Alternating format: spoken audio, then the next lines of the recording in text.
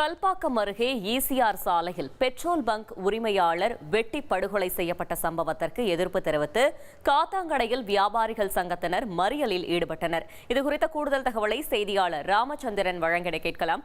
ராமச்சந்திரன், வணக்கம். மறியலில் ஈடுபட்டவர்கள் என்ன தெரிவித்தார்கள்? கள தகவல்களை சொல்லுங்க. கல்பாக்கம் அருகே கூவத்தூர்பேட்டையைச் சேர்ந்தவர் மோகன்ராஜ்.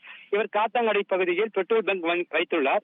நேற்றிரவு பெட்ரோல் பங்க் மூடிவிட்டு சுமார் 11 மணியால் வீட்டுக்கு செல்லும் போது கிழக்கு கடற்சாலை வழிமறித்து மர்ம கும்பல் ஒருவர் வெட்டி படுகொலை செய்தது. இந்நிலையில் இந்த கொலை குற்றவாளிகளை கைது செய்ய கூவத்தூர் பகுதி வியாபாரிகள் இந்த கிழக்கு கடற்சாலை மறியலில் ஈடுபட்டனர்.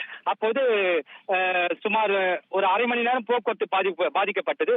விரைந்து வந்த போலீசார் அவர்கள் பேச்சுவார்த்தை நடத்தினர். அப்போது கொலை குற்றவாளிகளை விரைவில் பிடிக்க வேண்டும், மேலும் கொலையாளிகளுக்கு தகுந்த தண்டனை வழங்க வேண்டும் வியாபாரிகள் கோரிக்கை விடுத்தனர். மேலும் காவல்துறை சார்பில் தனிப்படை அமைக்கப்பட்டுள்ளதாகவும் இந்த இரவுக்குள் குற்றவாளிகள் பிடிபடுவார்கள் என்று உறுதியளித்தின் பேரில் வியாபாரிகள் மறியலை கைவிட்டு கலந்து சென்றனர்.